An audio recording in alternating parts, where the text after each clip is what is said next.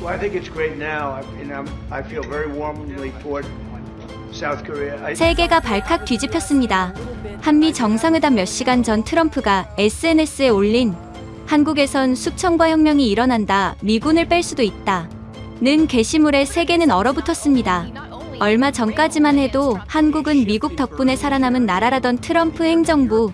그러나 이번 정상회담 직전 전직 미군 전략분석관의 극비 보고에 모든 것이 바뀌었습니다. 미국은 태도를 바꾸고 회담장은 웃음과 선물로 가득 찼죠. 도대체 무슨 일이 있었던 걸까요? 미국 정부의 태도가 경고에서 환대로 바뀐 진짜 이유, 지금 시작합니다. 저는 데이비드 클라크입니다. 전직 미군 인도태평양 사령부 전략분석관이었고 지금은 워싱턴의 한 국방 싱크탱크에서 연구위원으로 일하고 있습니다. 냉전 시절부터 아시아 전략을 담당해왔죠. 30년 넘게 이 바닥에서 굴러왔으니 웬만한 건 다 안다고 자부했습니다. 특히 한국에 대해서는 확신이 있었어요. 미국의 보호 없이는 하루도 버틸 수 없는 그런 나라라고 말이죠. 그날도 워싱턴의 한 강연장에서 똑같은 얘기를 하고 있었습니다. 포토맥 강이 내려다 보이는 고급 컨퍼런스 센터였어요. 참석자들은 대부분 국방부 관계자들과 싱크탱크 연구원들이었죠. 한국은 늘 미국 보호 아래 살아가는 나라일 뿐입니다. 청중들은 고개를 끄덕였어요. 당연한 얘기라는 듯이 말이죠. 앞자리에 앉은 국방부 차관보가 메모를 끄적거리고 있었습니다. 여러분, 생각해보세요. 한국 전쟁 이후 70년이 넘었는데도 여전히 미군이 주둔하고 있습니다. 이게 무슨 의미인지 아시죠? 저는 레이저 포인터로 스크린의 지도를 가리켰어요. 한반도가 빨갛게 표시되어 있었습니다. 주한미군이 없다면 한국은 어떻게 될까요? 답은 뻔합니다. 북한의 위협 앞에서 속수무책이 될 거예요. 그때였습니다. 제 휴대폰이 진동했어요. 트럼프 대통령의 소셜미디어 알림이었죠. 주한미군 감축을 진지하게 검토 중이다. 한국이 더 많은 비용을 부담하지 않는다면 말이다. 미국 납세자들의 돈으로 언제까지 남의 나라를 지켜줄 순 없다. 저는 피식 웃었어요. 완벽한 타이밍이었거든요.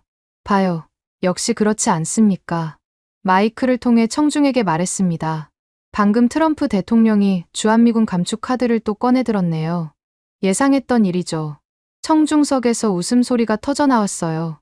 몇몇은 스마트폰으로 트럼프의 게시글을 확인하고 있었습니다. 한국은 항상 이런 식입니다. 미국이 압박하면 그제서야 허둥대며 돈을 더 내겠다고 하죠. 저는 자신만만하게 말을 이어갔어요. 제가 볼 때 이번에도 마찬가지일 겁니다. 며칠 안에 한국에서 특사가 워싱턴으로 날아올 거예요. 그리고 방위비 분담금 인상안을 들고 말이죠. 청중들이 박수를 쳤습니다. 저는 그 박수 소리를 들으며 뿌듯해했어요. 강연이 끝나고 여러 사람들이 다가왔습니다. 클라크 박사, 정말 날카로운 분석이었어요. 역시 아시아 전략의 베테랑답네요. 저는 겸손하게 웃으며 악수를 나눴습니다. 하지만 속으로는 우쭐했죠. 강연장을 나서면서도 계속 생각했어요. 한국이라는 나라가 얼마나 예측 가능한지 말이에요. 택시를 타고 집으로 향하는 길이었습니다. 운전기사가 라디오를 틀어놨는데 뉴스가 나오고 있었어요. 트럼프 대통령의 주한미군 감축 발언으로 한반도에 긴장감이 고조되고 있습니다. 저는 창밖을 바라보며 혼잣말을 했어요. 긴장감이라니. 그냥 뻔한 게임일 뿐인데 집에 도착해서 저녁을 먹으며 뉴스를 봤습니다. 역시나 한국 뉴스에서는 난리가 났더군요. 주한미군 감축 발언에 청와대 긴급회의, 국방부, 대응방안 논의, 야당, 정부의 외교 실패 비판? 뻔한 시나리오였어요. 한국이 당황하고 미국에 매달리고 결국 더 많은 돈을 내겠다고 하는. 저는 맥주 한 캔을 따며 텔레비전을 보고 있었습니다. 참 불쌍한 나라야. 매번 이런 식으로 당하면서도 학습을 못하네. 그런데 이상했어요. 한국 정부의 반응이 예상과 달랐거든요. 보통이라면 급하게 사람을 워싱턴으로 보내거나 긴급 성명서를 발표하거나 했을 텐데요. 이번엔 조용했습니다. 한국 대통령실에서 나온 말은 단 한마디였어요. 정상회담에서 충분히 논의하겠다. 그게 전부였습니다. 추가 설명도 해명도 없었어요. 저는 고개를 갸웃했어요. 뭔가 다르네? 리모컨으로 채널을 돌려봤습니다. 다른 뉴스에서도 마찬가지였어요. 한국 정부는 침묵하고 있었습니다. 이상하다.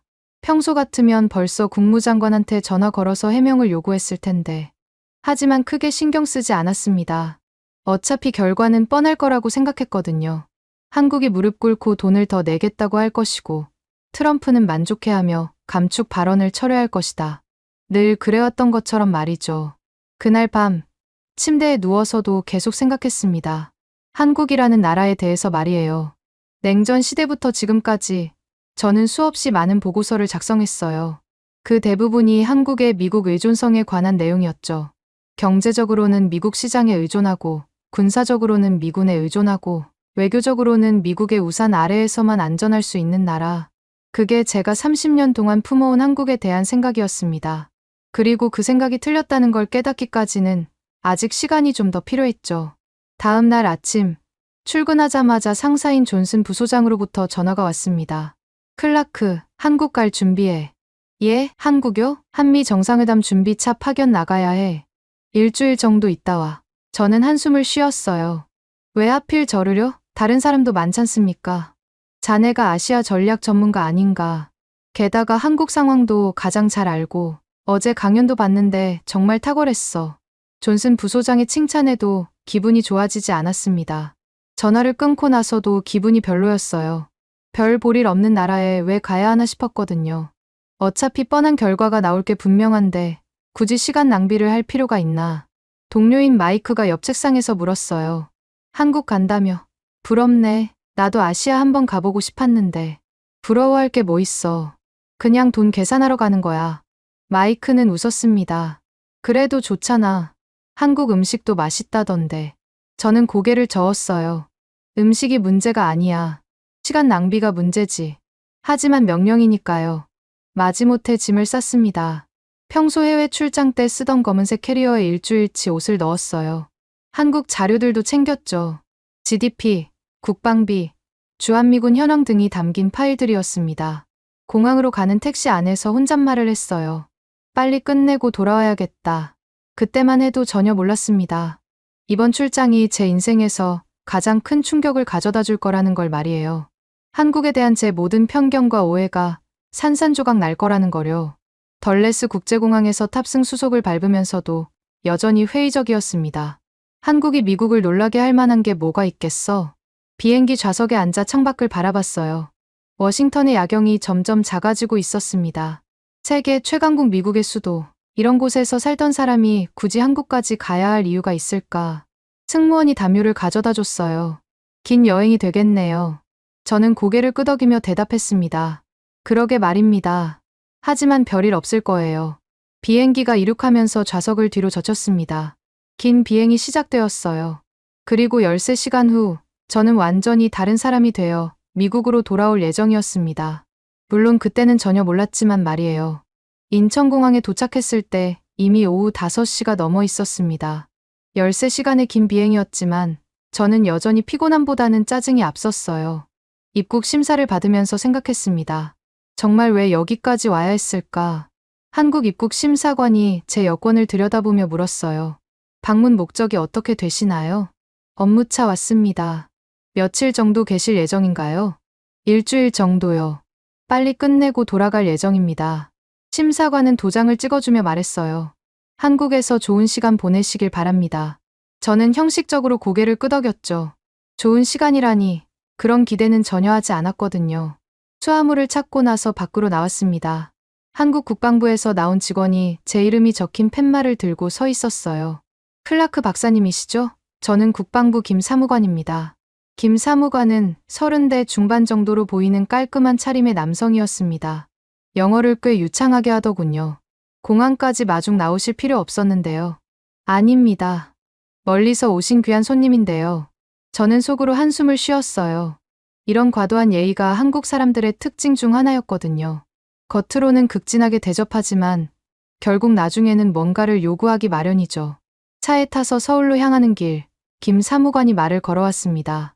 박사님, 이번이 한국 첫 방문이신가요? 아니에요. 10년 전에 한 번 온 적이 있습니다. 아, 그렇군요. 그때와 비교해서 어떠세요? 저는 창밖을 바라봤어요. 고속도로 양쪽으로 아파트들이 빼곡히 들어서 있었습니다. 크게 달라 보이지 않네요. 사실 조금은 달라 보였어요. 건물들이 더 높아졌고 도로도 더 넓어진 것 같았습니다. 하지만 굳이 인정하고 싶지 않았죠. 김 사무관은 계속 설명을 해주려고 했어요. 저기 보이는 게 송도 신도시입니다. 국제업무지구로 개발된. 아, 그렇군요. 저는 시큰둥하게 대답했습니다. 별로 관심이 없다는 걸 표현하고 싶었거든요.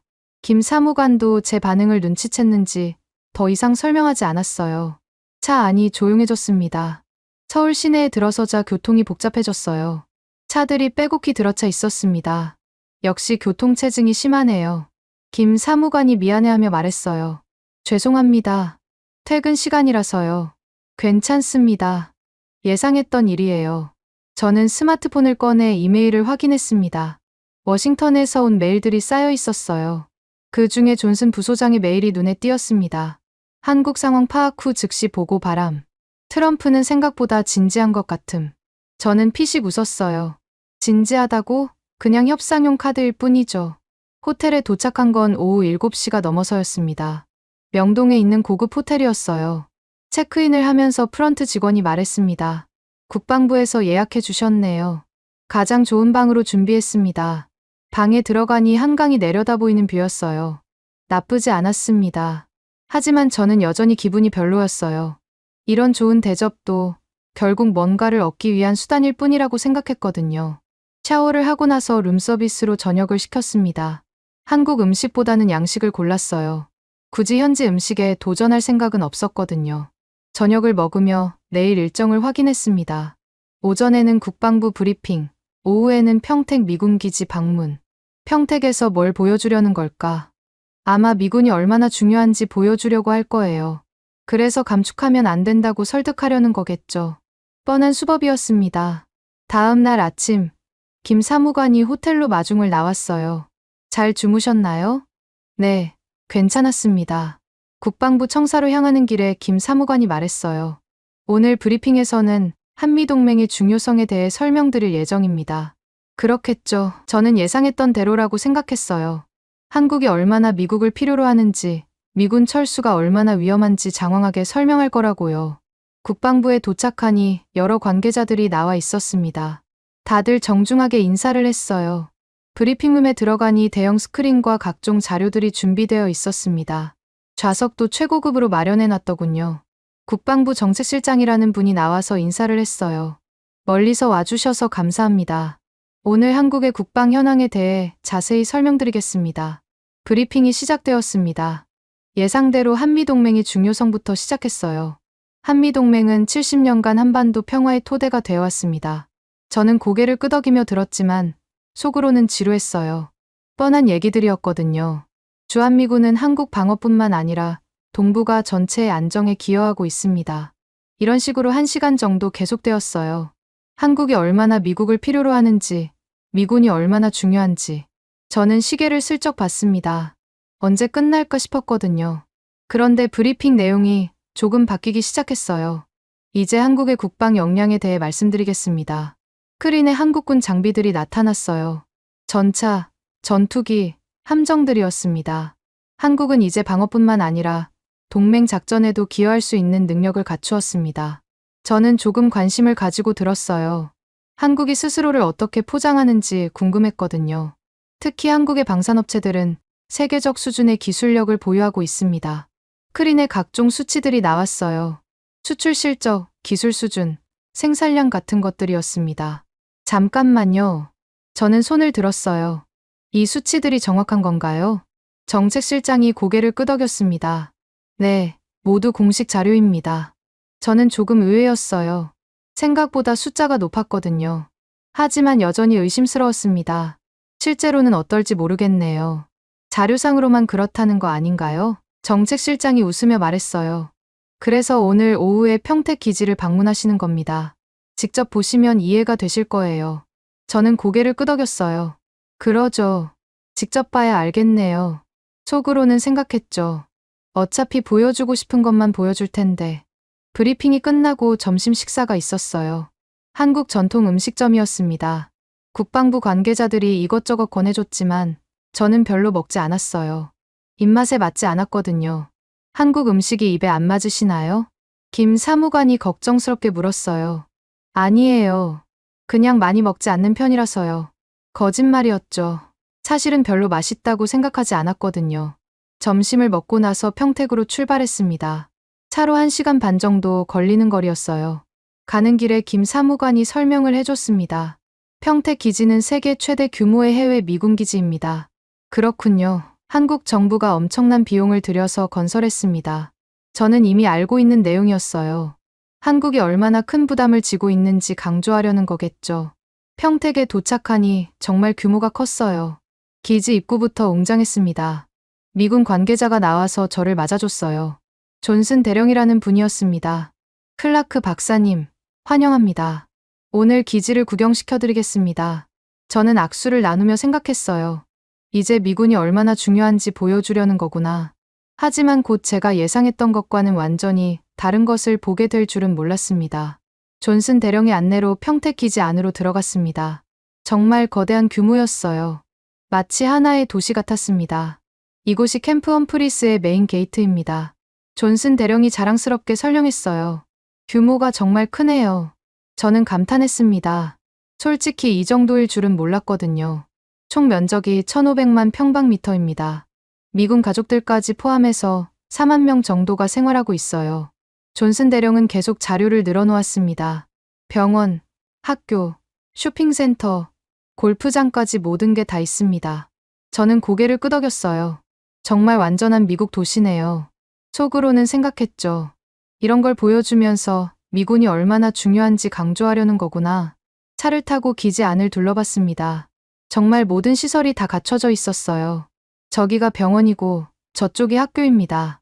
존슨 대령이 이것저것 가리켜 보여줬어요. 그런데 이상한 게 있었습니다. 한국 사람들이 엄청 많이 일하고 있더군요. 저분들은 누구죠? 아, 한국 직원들입니다. 기지 운영에 필수적인 분들이에요. 얼마나 많은 한국 사람이 일하나요? 존슨 대령이 잠시 생각하더니 말했어요. 정확한 숫자는 모르지만 꽤 많습니다. 김 사무관이 옆에서 말했어요. 약 10,000명 정도 됩니다. 10,000명이요? 저는 놀랐습니다. 생각보다 훨씬 많았거든요. 네, 청소, 경비, 식당, 정비, 운송 등 거의 모든 분야에서 일하고 계세요. 그때부터 뭔가 이상하다는 생각이 들기 시작했어요. 먼저 식당을 구경했습니다. 미군들이 줄을 서서 음식을 받고 있었는데 요리하는 사람들은 모두 한국 사람이었어요.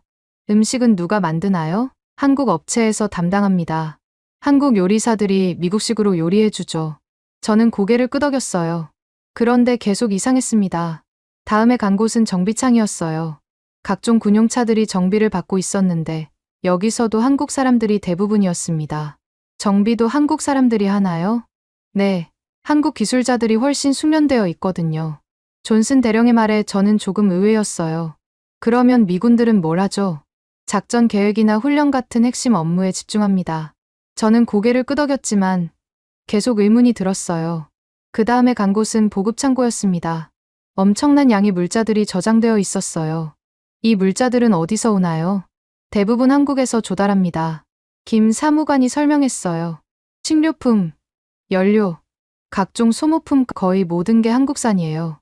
왜 미국에서 가져오지 않죠? 비용과 시간 때문입니다. 한국에서 조달하는 게 훨씬 효율적이거든요. 저는 점점 더 이상해졌어요. 뭔가 제가 생각했던 것과 다르다는 느낌이 강해졌거든요. 잠깐만요. 저는 존슨 대령을 불러 세웠어요. 그러면 이 기지는 한국의 지원 없이는 운영이 어렵다는 뜻인가요? 존슨 대령이 잠시 머뭇거렸어요. 그렇다고 볼 수 있죠. 구체적으로 어떤 지원을 받나요? 김 사무관이 대신 답했어요. 인력, 물자, 시설 유지 보수, 운송, 통신 등 거의 모든 분야에서 지원합니다. 그러면 한국의 지원이 중단되면? 솔직히 말씀드리면 기지 운영에 큰 차질이 생길 겁니다. 존슨 대령이 마지못해 인정했어요. 저는 머리가 어지러웠습니다. 지금까지 제가 알고 있던 것과 완전히 반대였거든요. 그럼 미국이 한국을 지켜주는 게 아니라 저는 말을 멈췄어요. 생각을 정리할 시간이 필요했거든요. 다음에 간 곳은 통신센터였습니다. 각종 첨단 장비들이 가득했어요. 이 장비들도 한국에서 유지보수하나요? 네, 한국 기술자들이 24시간 관리합니다. 기술자 한 분이 설명해 주셨어요. 미군 장비지만 워낙 복잡해서 전문 인력이 필요해요.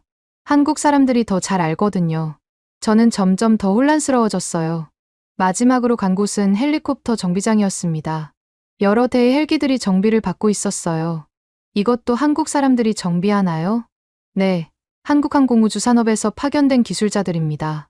정비사가 설명했어요. 부품도 대부분 한국에서 만듭니다. 품질 좋고 가격도 저렴해서요. 저는 충격을 받았어요. 완전히 예상과 달랐거든요. 기지 구경을 마치고 사무실에 앉아서 차를 마셨습니다. 존슨 대령과 김 사무관이 함께 자리했어요. 솔직히 물어보겠습니다. 저는 직설적으로 말했어요. 이 기지는 미국이 한국을 지켜주는 곳인가요? 아니면 한국이 미국을 지원해주는 곳인가요? 존슨 대령이 웃으며 말했어요. 둘 다죠. 상호 의존적인 관계라고 보시면 됩니다. 상호 의존이라고요? 네. 우리는 안보를 제공하고 한국은 기지 운영을 지원해줍니다. 김 사무관이 덧붙였어요. 한국 정부가 매년 기지 운영비로 1조 원 이상을 지원합니다. 1조 원이요? 저는 또 놀랐어요. 그 정도일 줄은 몰랐거든요. 네. 인건비, 시설비, 운영비 등을 포함해서요. 그럼 미국이 지불하는 비용은? 주로 군인 급여와 장비 유지비 정도입니다. 존슨 대령이 말했어요. 저는 머릿속이 복잡해졌어요. 지금까지 제가 생각했던 구조와 완전히 달랐거든요. 그러면 저는 말을 멈추고 생각했어요. 이게 미국이 한국에 의존하는 구조였나? 목소리가 저절로 나왔습니다. 존슨 대령과 김 사무관이 서로 눈을 마주쳤어요. 그렇게 볼 수도 있겠네요. 존슨 대령이 조심스럽게 말했어요.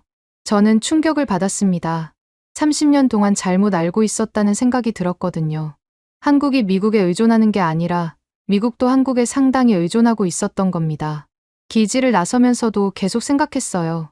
내가 뭘 놓치고 있었던 걸까? 호텔로 돌아가는 차 안에서 김 사무관이 말했어요. 내일은 창원 산업단지를 방문하실 예정입니다. 창원이요? 네. 한국의 방산업체들을 구경하시게 될 거예요. 저는 고개를 끄덕였어요. 하지만 마음 한편으로는 불안했습니다.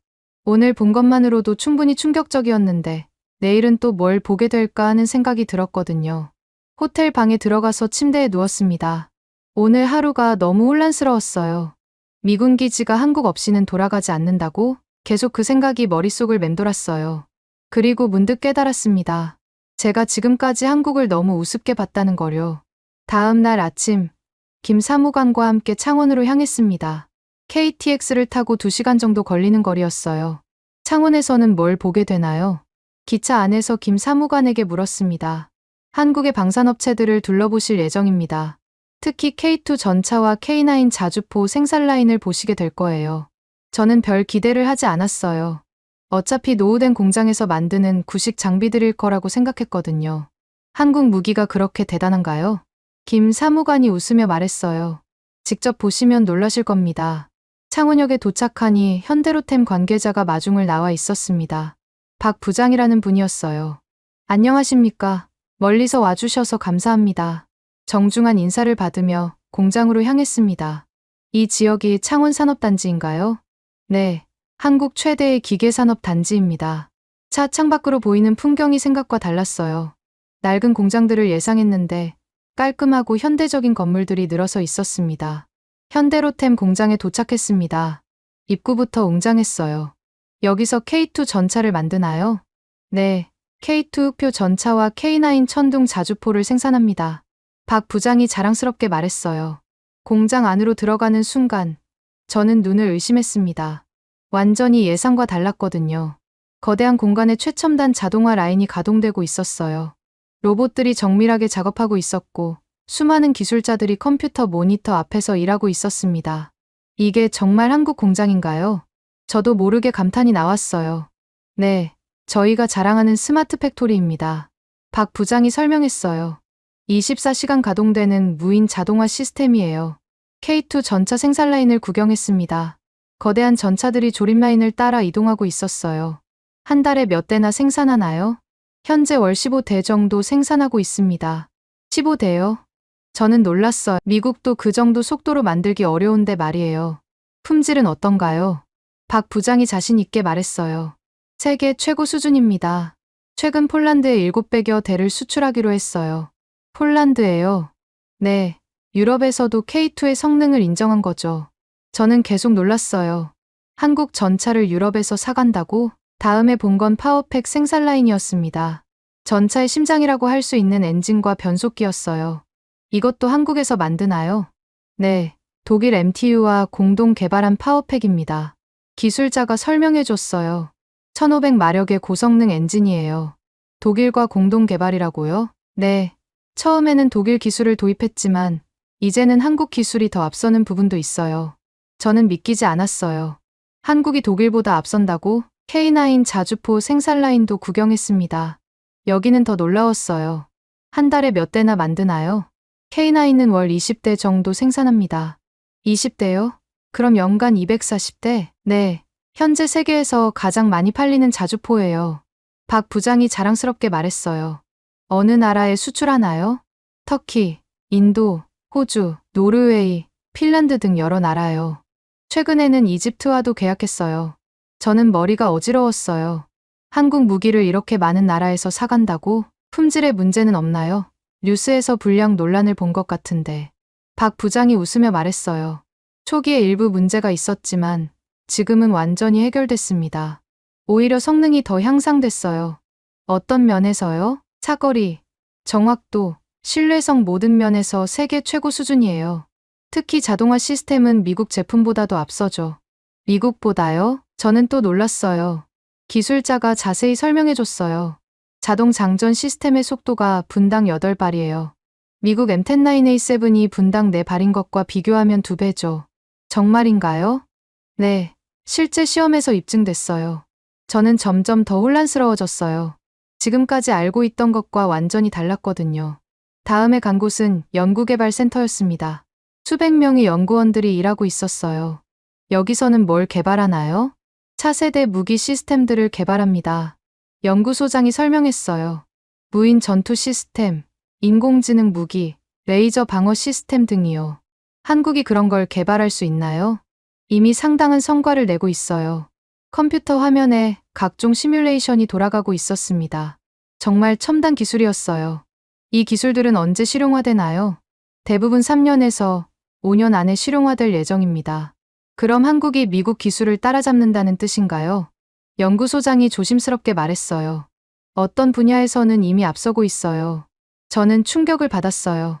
한국이 미국을 앞선다고? 점심시간에 공장 식당에서 임직원들과 함께 식사를 했습니다. 여러 사람들과 대화를 나눴어요. 여기서 몇 명이나 일하나요? 이 공장만 3,000명 정도 됩니다. 모두 한국 사람인가요? 네, 대부분 한국 사람이에요. 일부 외국 기술자들도 있지만요. 외국 기술자들이 뭘 하나요? 오히려 한국 기술을 배우러 온 분들이에요. 저는 또 놀랐어요.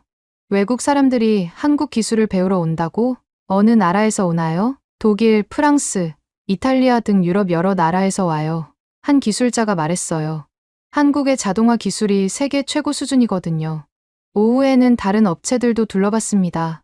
한화시스템, 풍산, LI진엑스원 등이었어요. 어느 곳을 가도 마찬가지였어요. 최첨단 기술, 높은 생산성, 우수한 품질이었습니다. 한국 방산업체들이 언제부터 이렇게 발전했나요? 김 사무관에게 물었어요. 최근 10년 사이에 급속도로 발전했어요. 특히 수출이 늘어나면서 더욱 성장했죠. 수출 규모가 어느 정도인가요? 작년에 170억 달러 정도였어요. 170억 달러요? 저는 깜짝 놀랐어요. 그 정도 규모일 줄은 몰랐거든요. 세계 몇 위 수준인가요? 현재 세계 9위예요. 9위라고요? 네. 미국, 러시아, 프랑스, 독일, 중국, 영국, 이탈리아, 이스라엘 다음이에요. 저는 머리가 복잡해졌어요. 한국이 방산 수출 9위라니. 창원에서 하루 종일 둘러보고 나서 호텔로 돌아왔습니다. 머릿속이 정리가 안 됐어요. 이건 두더지 왕국이군. 혼잣말이 나왔어요. 미국이 흉내낼 수 없는 시스템이다. 지금까지 제가 가지고 있던 편견이 완전히 흔들리기 시작했습니다. 한국이 단순히 미국에 의존하는 나라가 아니었어요. 오히려 어떤 분야에서는 미국보다 앞서고 있었습니다. 그날 밤, 침대에 누워서도 계속 생각했어요. 내가 지금까지 뭘 놓치고 있었던 걸까? 다음 날 아침, 김 사무관이 다른 차림으로 나타났습니다. 평상복 대신 군복을 입고 있었어요. 오늘은 어디로 가나요? 강원도 산악지대입니다. 탄약 저장 시설을 보시게 될 거예요. 산속에요? 네. 좀 험한 곳이라서 준비를 단단히 하셔야 합니다. 김 사무관이 저에게도 군복과 안전모를 건네줬어요. 이걸 꼭 입어야 하나요? 보안시설이라서 규정이 엄격합니다. 마지못해 군복을 갈아입었습니다. 오랜만에 입어보는 군복이었어요. 서울에서 차로 2시간 정도 달려 강원도에 도착했습니다. 점점 산길로 접어들었어요. 여기가 다 군사시설인가요? 네, 이 일대가 모두 군사보호구역입니다. 차는 계속 산속으로 들어갔어요. 길도 점점 좁아졌습니다. 여러 번의 검문소를 통과했습니다. 보안검사도 꼼꼼히 받았어요. 외국인이 여기까지 들어올 수 있나요? 특별 허가를 받으셔야 해요. 박사님은 미국 국방부 추천으로 오셨으니까요. 마침내 목적지에 도착했습니다. 겉으로 보기에는 그냥 산이었어요. 여기가 탄약고인가요? 네, 지하에 있습니다. 입구는 정말 작았어요. 터널 같은 곳으로 들어갔습니다. 깊이가 어느 정도인가요? 지하 50m 정도입니다. 엘리베이터를 타고 내려갔어요. 정말 깊었습니다. 지하에 도착하니 완전히 다른 세계였어요. 거대한 공간이 펼쳐져 있었습니다. 이게 다 탄약고인가요? 네, 총 길이가 10km 정도 됩니다. 10km라고요? 저는 깜짝 놀랐어요. 통로를 따라 걸어가니 양쪽으로 무수한 저장고들이 있었습니다. 각종 포탄들이 가득 쌓여 있었어요. 여기에 얼마나 많은 탄약이 있나요? 정확한 수량은 기밀이지만 상당한 양입니다.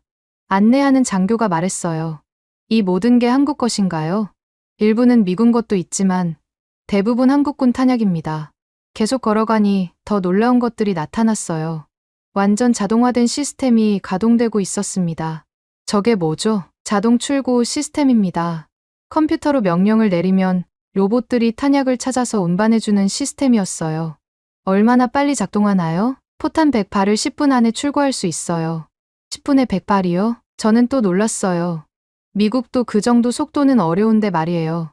다른 구역으로 이동했습니다. 여기는 미사일 저장고였어요. 각종 미사일들이 정렬되어 있었습니다. 현무, 천궁, 신궁 등 한국산 미사일들이었어요. 이 미사일들 성능이 어떤가요? 세계 최고 수준입니다. 장교가 자신 있게 말했어요. 현무 -3는 사거리가 1500km예요. 1500km요? 네, 북한 전 지역을 타격할 수 있어요. 저는 계속 놀라고 있었어요. 한국이 이런 미사일을 가지고 있었나? 정확도는 어떤가요? CEP가 1m 이하입니다. 1m 이하라고요? 정말 놀라운 정확도였어요. 다음에 본 건 더 충격적이었습니다. 지하 공장이 있었거든요. 여기서 탄약을 만드나요? 네, 긴급 상황에 대비해서요. 기계들이 돌아가며 포탄을 만들고 있었어요. 완전히 자동화된 생산 라인이었습니다. 하루에 얼마나 만들 수 있나요? 포탄 기준으로 하루 1000발 정도요. 1000발이요? 네, 24시간 풀가동하면요. 저는 입이 다물어지지 않았어요. 이런 시설이 몇 개나 있나요? 그건 기밀이라서. 장교가 말을 흐렸어요. 하지만 김 사무관이 귓속말로 알려줬어요. 전국에 수십 개 있어요. 수십 개라고? 그때 갑자기 비가 내리기 시작했어요. 밖에서 천둥 소리도 들렸습니다. 폭우네요. 창문으로 보니 정말 심하게 내리고 있었어요. 이런 날씨에는 보급이 어렵지 않나요? 전혀 문제 없어요. 장교가 웃으며 말했어요. 저희 시스템을 보여드리죠. 컴퓨터 앞에 앉더니 뭔가 입력했어요. 포탄 200발 긴급 출고라고 명령을 내렸습니다. 그러자 놀라운 일이 일어났어요. 자동 시스템이 가동되면서 로봇들이 움직이기 시작했습니다. 저기 보세요. 모니터 화면에 실시간으로 작업 과정이 나타났어요. 로봇들이 정확히 포탄을 찾아서 컨베이어 벨트에 올려놓고 있었습니다. 얼마나 걸릴까요? 시계를 봤어요. 20분 정도면 될 겁니다. 정말 20분 만에 포탄 200발이 출고 준비를 마쳤어요. 그것도 폭우가 쏟아지는데도 말이죠. 이건 정말. 저는 할 말을 잃었어요. 두더지 왕국이군. 혼잣말이 나왔습니다. 미국이 흉내낼 수 없는 시스템이다.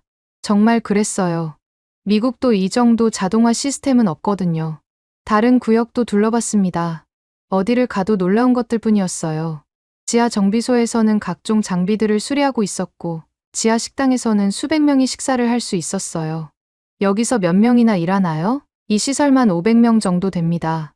모두 지하에서 근무하나요? 네, 필요하면 한 달도 밖에 안 나가도 돼요. 정말 놀라운 시설이었어요. 완전히 자급자족이 가능한 지하 도시였습니다. 이런 시설을 언제부터 만들기 시작했나요? 20년 전부터 꾸준히 건설해왔어요. 20년이요? 네. 북한의 지하 시설에 대응하기 위해서요. 그제서야 이해가 됐어요. 한국이 왜 이런 시설을 만들었는지 말이에요. 시설 견학을 마치고 밖으로 나왔습니다. 비는 여전히 내리고 있었어요. 정말 놀랍네요. 김 사무관에게 말했어요. 이 정도일 줄은 몰랐습니다. 한국의 국방력을 과소평가하셨던 것 같은데요. 김 사무관이 웃으며 말했어요. 저는 고개를 끄덕였어요. 정말 과소평가했었거든요. 차를 타고 서울로 돌아가는 길, 계속 생각했어요. 오늘 본 것들에 대해서 말이에요. 한국이 이런 시설들을 가지고 있다는 걸 미국에서는 제대로 몰랐어요. 아니, 알려고 하지 않았던 것 같기도 하고요. 편견이 흔들리기 시작한다. 혼잣말을 했어요. 지금까지 저는 한국을 약한 나라라고 생각했어요. 미국 없이는 아무것도 할 수 없는 나라라고요. 하지만 지난 사흘 동안 본 것들은 완전히 달랐어요. 한국은 생각보다 훨씬 강한 나라였습니다. 그리고 어떤 면에서는 미국보다도 앞서 있었어요. 특히 자동화 기술이나 효율성 면에서 말이죠. 호텔에 도착해서 샤워를 하며 생각했어요. 내가 지금까지 뭘 놓치고 있었던 걸까? 30년 동안 아시아 전략을 담당하면서도 정작 가장 중요한 동맹국의 진짜 모습을 제대로 보지 못했던 거예요. 그날 밤, 워싱턴에 있는 존슨 부소장에게 이메일을 보냈습니다. 한국에 대한 재평가가 필요합니다. 우리가 알고 있는 것과 현실이 많이 다릅니다. 하지만 아직 확신은 서지 않았어요. 내일 더 보고 나서 최종 판단을 내려야겠다고 생각했습니다. 다음 날은 서울에서의 마지막 일정이었습니다. 김 사무관과 함께 판교 테크노밸리로 향했어요. 오늘은 뭘 보게 되나요? 한국의 AI와 반도체 클러스터를 둘러보실 예정입니다. 한국이 그런 것도 하나요? 아직도 저는 의심스러웠어요. 첨단 기술은 미국이 앞선다고 생각했거든요. 판교에 도착하니 정말 현대적인 건물들이 즐비했습니다. 실리콘밸리를 연상시키는 풍경이었어요. 여기가 한국의 실리콘밸리라고 불리는 곳입니다. 김 사무관이 설명했어요. 첫 번째로 방문한 곳은 네이버였습니다. AI 연구소를 구경하게 되었어요. 한국도 AI 연구를 하나요? 연구소장이 웃으며 답했어요. 세계 최고 수준의 AI를 개발하고 있습니다. 연구실에 들어가니 수십 명의 연구원들이 일하고 있었어요. 모두 젊고 똑똑해 보였습니다. 어떤 AI를 개발하나요? 자연어 처리, 컴퓨터 비전, 음성 인식 등 다양한 분야요. 한 연구원이 시연을 보여줬어요. 한국어로 질문하니 AI가 완벽하게 답변했습니다. 영어도 가능한가요? 영어로 물어봤는데 역시 완벽한 답변이 나왔어요. 성능이 어느 정도인가요? GPT와 비슷한 수준입니다. 저는 조금 놀랐어요. 한국이 그 정도 기술을 가지고 있다니. 다음에 간 곳은 삼성전자였습니다. 반도체 연구소였어요. 여기서는 뭘 하나요? 차세대 반도체를 개발합니다. 연구소 안은 완전히 청정실이었어요. 방진복을 입고 들어가야 했습니다. 이게 뭐죠? 거대한 기계 앞에서 물었어요. 3나노 공정 장비입니다. 3나노요? 저는 깜짝 놀랐어요. 그런 미세 공정이 가능하다고? 네, 현재 양산을 준비하고 있어요. 연구원이 설명했어요. 세계에서 가장 미세한 공정입니다. TSMC보다도 앞선다는 뜻인가요? 일부 기술에서는 앞서고 있어요. 저는 충격을 받았어요. 삼성이 TSMC를 앞선다고? 수율은 어떤가요? 아직 완벽하지는 않지만 빠르게 개선되고 있어요. 다른 구역으로 이동했습니다. 메모리 반도체 개발팀이었어요. 한국이 메모리 반도체로 유명하죠? 네, 전 세계 시장의 70%를 차지하고 있어요. 70%요? 삼성과 SK하이닉스가 세계 1, 2위예요.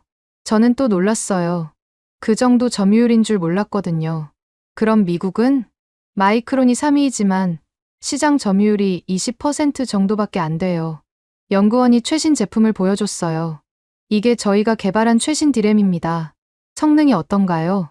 기존 제품보다 2배 빠르고 전력 소모는 반으로 줄었어요. 정말 놀라운 기술이었어요. 점심시간에 삼성전자 임원들과 식사를 했습니다. 여러 이야기를 들을 수 있었어요. 한국 반도체 산업이 언제부터 이렇게 발전했나요? 80년대부터 꾸준히 투자해왔어요.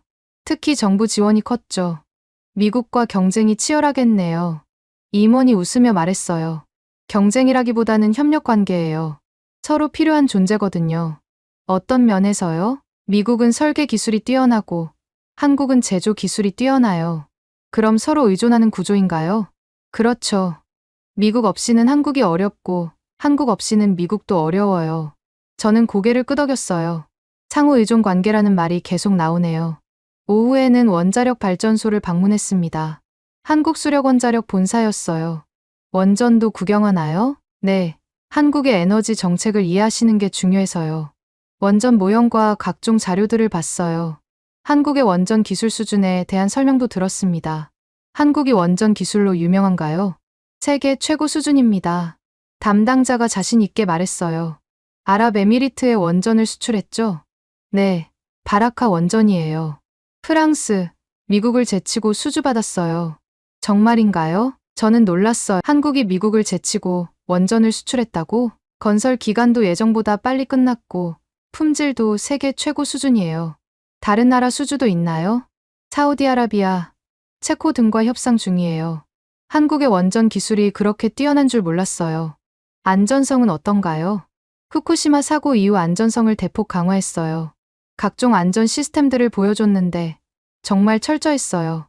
전력 공급은 안정적인가요? 네, 원전이 전체 전력의 30%를 담당해요. 그래프를 보여주며 설명했어요. 정전이 거의 없어요.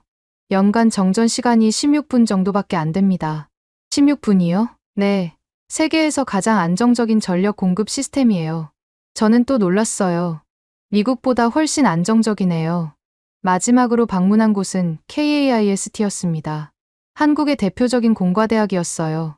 연구실들을 둘러보니 정말 놀라운 연구들이 진행되고 있었어요. 로봇공학, 나노기술, 바이오 기술 등등. 학생들 수준이 어떤가요? 교수가 자랑스럽게 말했어요. 세계 최고 수준이에요. MIT나 스탠포드와 비교해도 뒤떨어지지 않아요. 정말인가요? 네. 국제학술대회에서 항상 상위권에 랭크돼요. 한 연구실에서는 휴머노이드 로봇을 개발하고 있었어요. 정말 정교하게 움직였습니다. 이 로봇 성능이 어떤가요? 일본의 아시모보다 뛰어나요. 학생이 설명했어요. 저는 점점 더 놀라고 있었어요. 한국의 기술 수준이 생각보다 훨씬 높았거든요. 하루 종일 둘러보고 나서 호텔로 돌아왔습니다. 머릿속이 복잡했어요. 한국이 없으면 미국 경제도 돌아가지 않겠군. 혼잣말이 나왔어요. 반도체, AI, 원전, 로봇 기술까지. 한국이 이렇게 많은 분야에서 세계 최고 수준이었다니. 그리고 더 중요한 건 이런 기술들이 미국과 긴밀하게 연결되어 있다는 거였어요. 미국의 IT 기업들은 한국산 반도체 없이는 제품을 만들 수 없고 한국의 반도체 회사들은 미국의 설계 기술 없이는 발전할 수 없었습니다. 완전히 상호 의존적인 구조였어요.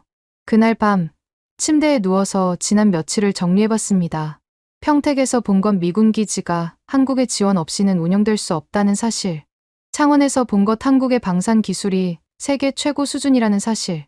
강원도에서 본 것 한국의 군사시설이 미국보다 더 효율적일 수 있다는 사실. 서울에서 본 것 한국의 첨단 기술이 미국 경제에 필수적이라는 사실. 모든 게 제가 생각했던 것과 정반대였어요. 데이비드의 표정이 점점 진지해진다. 거울을 보며 혼잣말을 했어요. 정말 그랬어요. 처음 한국에 왔을 때의 오만함은 완전히 사라졌습니다. 대신 경외감이 생겼어요. 한국이라는 나라에 대한 경외감 말이죠.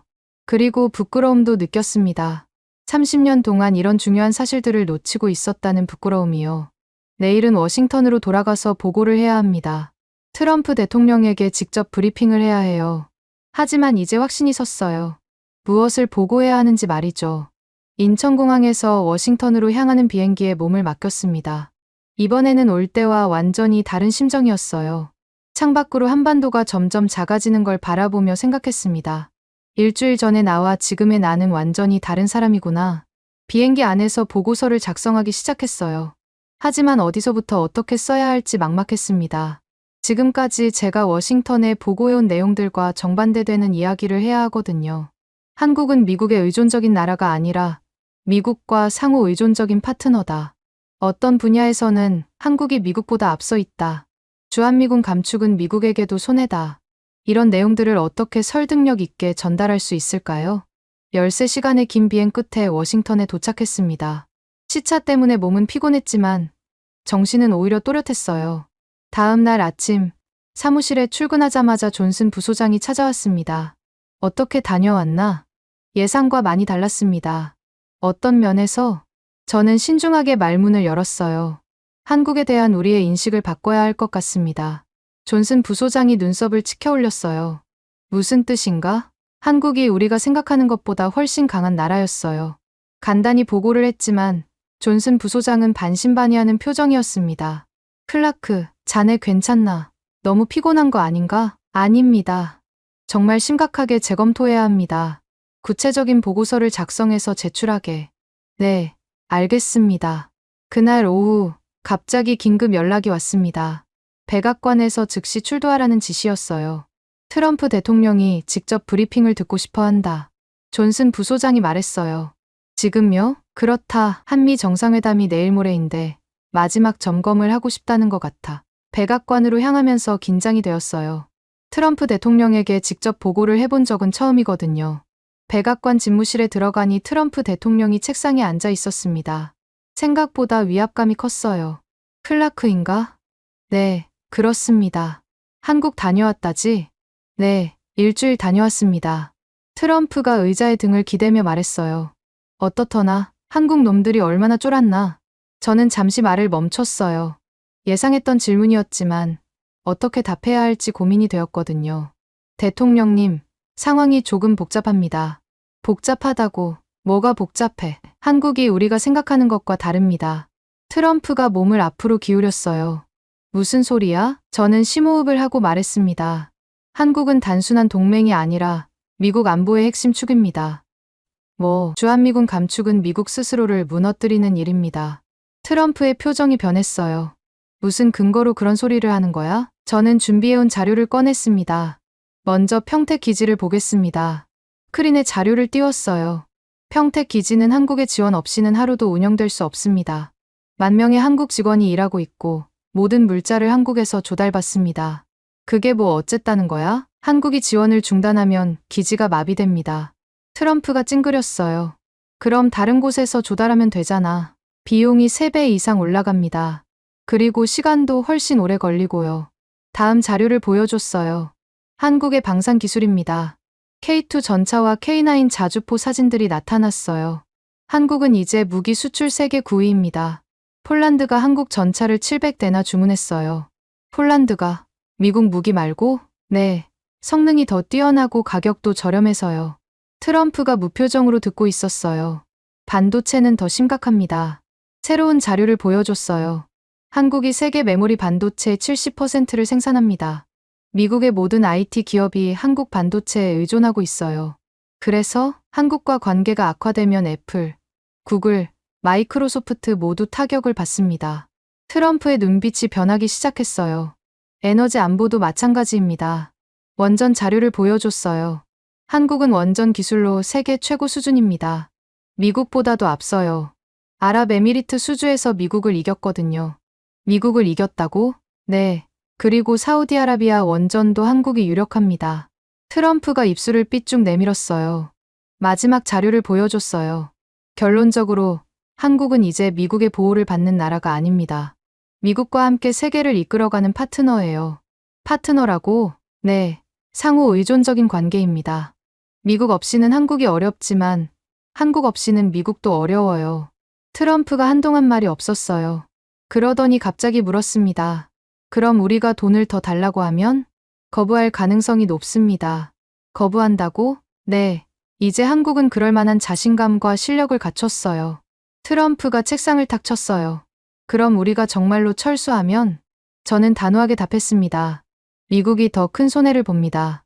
어떻게? 동맹 신뢰도 추락, 중국의 영향력 확대, 반도체 공급망 붕괴, 방산 시장 축소. 모든 면에서 미국이 손해예요. 트럼프가 의자에 깊숙이 몸을 맡겼어요. 그럼 어세지? 협력을 강화해야 합니다. 압박이 아니라 파트너십으로 접근해야 해요. 트럼프가 무표정으로 저를 바라봤습니다. 무슨 생각을 하는지 알 수 없었어요. 한참 후에 트럼프가 입을 열었어요. 클라크, 확실한 거지? 네, 확실합니다. 트럼프가 고개를 끄덕였어요. 그러더니 갑자기 일어나더니 창밖을 바라봤습니다. 알겠다. 그게 전부였어요. 더 이상 말하지 않았습니다. 대통령님, 나가봐도 된다.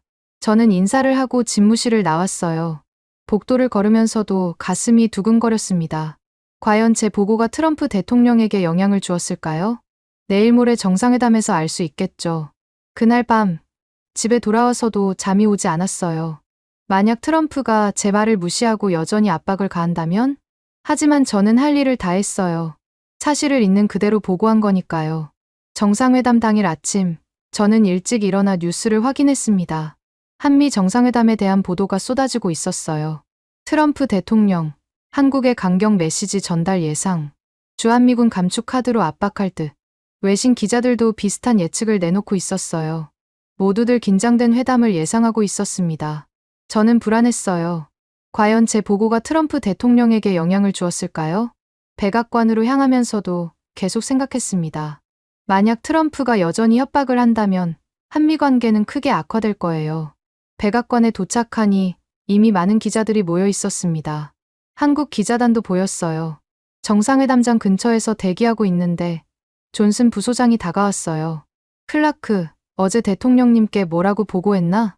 사실 그대로 보고했습니다. 대통령님 반응이 어땠어? 잘 모르겠어요. 표정을 읽을 수가 없더라고요. 존슨 부소장이 걱정스러운 표정을 지었어요. 혹시 너무 강하게 말한 건 아닌가? 아니에요. 필요한 얘기였습니다. 오전 10시, 드디어 이재명 대통령이 백악관에 도착했습니다. 의전에 따라 환영식이 열렸어요. 트럼프 대통령이 나와서 악수를 나눴습니다. 겉으로는 화기애애 보였지만 속내를 알 수는 없었어요. 회담이 시작되었습니다. 저는 배석진으로 참석했어요. 처음에는 일반적인 인사말들이 오갔습니다. 만나서 반갑다, 양국 관계가 중요하다, 같은 말들이었어요. 그런데 분위기가 이상했어요. 예상했던 긴장감이 느껴지지 않았거든요. 트럼프가 먼저 본격적인 이야기를 꺼냈어요. 대통령님, 방위비 분담 문제를 논의하겠습니다. 저는 긴장했어요. 드디어 시작되는구나 싶었거든요. 그런데 트럼프의 다음 말이 예상과 달랐어요. 한국이 많은 부담을 지고 있다는 걸 알고 있습니다. 뭐라고? 이재명 대통령도 조금 놀란 듯 했어요. 감사합니다. 한국도 최선을 다하고 있습니다. 평택 기지도 정말 훌륭하더군요. 트럼프가 계속 말했어요. 미국 전문가가 다녀와서 보고했는데 한국의 지원이 대단하다고 하더라고요. 저를 힐끗 쳐다보며 말하는 트럼프, 제 보고를 언급하는 거였어요. 한국의 기술력도 놀랍습니다. 과찬이십니다. 이재명 대통령이 겸손하게 답했어요. 과찬이 아니에요. 반도체, 원전, 방산 기술까지 정말 대단해요. 회담실 분위기가 완전히 달라졌어요. 압박이 아니라 칭찬이 이어지고 있었거든요. 외신 기자들도 당황한 듯 서로 눈빛을 주고받았어요. 예상과 완전히 다른 전개였거든요. 앞으로 양국이 더 긴밀히 협력해야겠습니다. 트럼프가 말했어요. 동감입니다. 한국도 그런 마음입니다. 이재명 대통령이 답했어요. 그때 트럼프가 뭔가를 꺼냈어요. 작은 상자였습니다. 작은 선물을 준비했습니다. 상자를 열어보니 미국산 명품 시계였어요. 감사합니다. 이재명 대통령도 선물을 준비했다며 상자를 건넸어요. 한국 전통 공예품입니다. 상자를 열어보니 아름다운 나전칠기였어요. 정말 정교한 작품이었습니다. 와, 정말 아름답네요. 트럼프가 진심으로 감탄했어요. 회담이 계속 진행되었지만 분위기는 계속 좋았어요. 협박은커녕 협력 방안들만 논의되었습니다. 마침내 회담이 끝나고 공동 기자회견이 열렸어요. 기자들은 모두 궁금해했어요. 왜 예상과 다른 결과가 나왔는지 말이에요. 한 기자가 질문했습니다. 대통령님, 주한미군 감축 계획은 어떻게 되었나요? 트럼프가 대답했어요. 주한미군은 양국 모두에게 도움이 되는 존재입니다. 감축할 이유가 없어요. 기자들이 놀랐어요. 완전히 예상과 다른 답변이었거든요. 다른 기자가 또 질문했어요. 방위비 분담금 인상 요구는 없었나요? 한국은 이미 충분히 기여하고 있습니다. 트럼프의 답변에 기자들은 더욱 당황했어요. 기자회견이 끝나고 방명록 서명식이 있었어요. 두 정상이 방명록에 서명하는 자리였습니다. 그런데 여기서 예상치 못한 일이 일어났어요. 이재명 대통령이 한국산 만년필을 꺼내 서명을 했어요. 정말 아름다운 펜이었습니다. 트럼프가 그 펜을 보더니 눈이 반짝였어요. 와, 이 펜 정말 멋지네요. 한국에서 만든 만년필입니다. 이재명 대통령이 설명했어요. 정말 아름답다. 어디서 살 수 있나요? 트럼프가 진심으로 탐냈어요. 그러자 이재명 대통령이 웃으며 말했어요. 선물로 드리겠습니다. 정말인가요? 네, 기념품으로 받으세요. 이재명 대통령이 펜을 트럼프에게 건넸어요. 트럼프가 정말 기뻐하며 받았어요. 감사합니다. 정말 소중히 쓰겠습니다. 그 모습을 본 기자들이 사진을 찍어댔어요. 플래시가 터져 나왔습니다. 회담장이 웃음으로 물들었어요. 따뜻하고 화기애애한 분위기였습니다. 저는 속으로 중얼거렸어요. 한국을 무시하던 내가 틀렸다. 정말 그랬어요. 한국은 제가 생각했던 것과 완전히 다른 나라였습니다. 트럼프가 가져간 건 펜 하나가 아니라 한국의 힘이었다. 그 펜에는 한국의 기술력, 문화적 자긍심, 그리고 자신감이 담겨 있었어요. 회담이 완전히 끝나고 저는 사무실로 돌아왔습니다. 컴퓨터 앞에 앉아서 칼럼을 쓰기 시작했어요. 제목부터 고민했습니다. 어떻게 표현해야 할까요? 한참 생각한 끝에 제목을 정했어요. 경고를 환대로 바꾼 나라, 한국. 그리고 글을 써내려갔습니다. 일주일 전, 나는 한국을 얕잡아보는 오만한 전문가였다. 30년간 아시아 전략을 담당하면서도 정작 가장 중요한 동맹국의 진짜 모습을 보지 못했다. 한국은 더 이상 미국의 보호를 받는 약한 나라가 아니다. 세계 최고 수준의 기술력을 보유한 강국이다. 평택 기지에서 본상호 의존적 구조, 창원에서 목격한 세계 최고의 방산 기술, 강원도 산속에서 발견한 놀라운 군사 시설들, 그리고 서울에서 확인한 첨단 기술력까지. 오늘 정상회담에서 트럼프 대통령이 협박 대신 선물을 주고받은 건 우연이 아니다. 한국이 그런 대접을 받을 만한 실력을 갖춘 나라이기 때문이다. 특히 이재명 대통령이 즉석에서 선물한 만년필 한 자루는 상징적이었다. 그 펜에는 한국의 자신감과 여유, 그리고 진짜 실력이 담겨 있었다. 미국은 이제 인정해야 한다. 한국은 더 이상 일방적으로 도움을 받는 나라가 아니라 함께 세계를 이끌어갈 파트너라는 사실을 말이다. 글을 다 쓰고 나서 다시 읽어봤어요. 만족스러웠습니다. 이 글이 워싱턴의 많은 사람들에게 읽혔으면 좋겠어요. 한국에 대한 인식을 바꾸는 계기가 되었으면 합니다. 저도 이번 출장으로 완전히 달라졌거든요. 한국을 보는 눈이 180도 바뀌었습니다. 편견과 오만함을 버리고 사실을 있는 그대로 보니 진실이 보였어요. 한국은 정말 대단한 나라였습니다. 그리고 미국에게는 없어서는 안 될 소중한 파트너였어요. 창밖으로 워싱턴의 야경이 보였습니다. 여전히 아름다운 도시였지만 이제 한국의 서울 야경도 그에 못지않게 아름답다는 걸 알게 되었어요. 세상은 넓고 배울 게 많다는 걸 새삼 깨달았습니다. 62살의 나이에도 말이에요. 핸드폰이 울렸어요. 존슨 부소장으로부터 온 문자였습니다. 클라크, 정말 훌륭한 보고였어. 대통령님이 많이 바뀌셨다. 고생했네. 저는 미소를 지었어요. 드디어 제대로 된 보고를 했다는 기분이었거든요. 30년 만에 처음으로 편견 없이 있는 그대로 본 보고서였어요. 그날 밤 집에 돌아가서 아내에게 말했습니다. 여보, 한국이 정말 대단한 나라더라. 갑자기 왜 그래? 직접 보고 와서 그래. 우리가 많이 착각하고 있었어. 아내도 놀란 듯 물었어요. 그래, 어떤 면에서? 저는 일주일간의 경험을 차근차근 들려줬어요. 아내도 신기해했습니다. 그럼 이제 한국을 다르게 봐야겠네. 그래야지. 진짜 대단한 나라야. 그날 밤 잠자리에 들면서도 계속 생각했어요. 앞으로 한미 관계가 어떻게 발전할지 말이에요. 분명한 건 이제 서로를 더 잘 이해하게 되었다는 거예요. 그리고 그런 이해를 바탕으로 더 강한 파트너십을 만들어갈 수 있을 거라는 확신도 들었습니다. 한국에서의 일주일이 제 인생을 바꿔놓았어요. 그리고 아마도 한미 관계의 새로운 전환점이 되었을 거예요. 경고를 환대로 바꾼 나라, 한국. 정말 멋진 나라였습니다. 여러분은 지금 어디에서 이 이야기를 듣고 계신가요? 댓글로 적어주시면 감사드리겠습니다. 지금까지 감동을 더하다였습니다.